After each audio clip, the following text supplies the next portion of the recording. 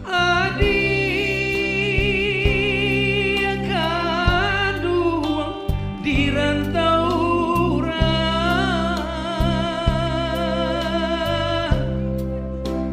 Pulanglah dia di tanah